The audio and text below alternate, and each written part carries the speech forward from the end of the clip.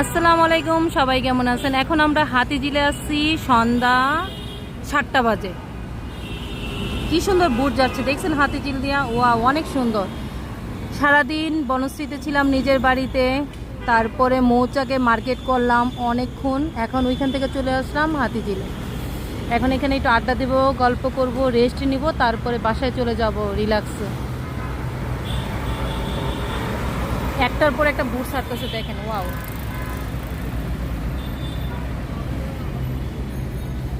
তুমি কিছু বলবো না? ভোট খুব সুন্দর চলতেছে, আমরা এখানে বসে আছি রিল্যাক্সে। আর কি বলবো বলো। আজকে এত পরিমাণ হাঁটছি, এত পরিমাণ মার্কেট করছি আর ঘোরাঘুরি করছি, আমাদের পাও একদম ব্যথা হয়ে গেছে। এখন আমরা কোথায় বসে দেখেন, রাস্তার উপর আমরা বসে আছি। এই জীবনে প্রথম মনে হয় আমি রাস্তার উপরে বসছি। বিশেষ করো, আমি কখনো রাস্তার উপরে বসি না, এই ফার্স্ট। কারণ আমরা এখানে কোনো সিট পাচ্ছি না, দেখলাম প্রচুর মানুষ। ট্রলারগুলো কিভাবে যাচ্ছে, আমরা ওই ট্রলারে করে ওই পারে চলে যাব। কালকে আবার আসবো আমরা ইনশাল্লাহ, দেখা হবে কালকে আমাদের এই দিকে গুলশান, বনানী আর হাতিঝিল, এই তিনটার ভিতরে যে কোনো একটা এরিয়াতে বসবো, আর না হলে কানন বাজার। কালকে একটু আড্ডা দিব, গল্প করব।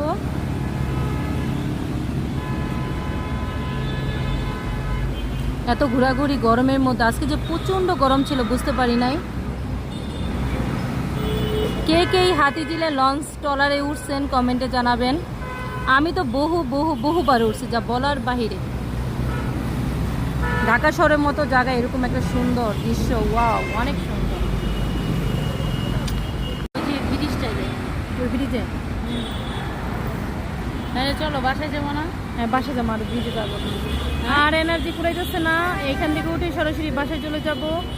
এতটা টায়ার্ড লাগতেছে, কষ্ট লাগে। সকাল 8টার সময় বের হয়েছি, রাত্রে বাসা যেতে যেতে 10টা মেবি। সারা দিন বাইরে রোদ্রের উপরে, স্কিন কেয়ার থাকে বলেন? অনেক ঘোরাঘুরি করছি, অনেক খাওয়া দাওয়া করছি, অনেক কেনাকাটা করছি।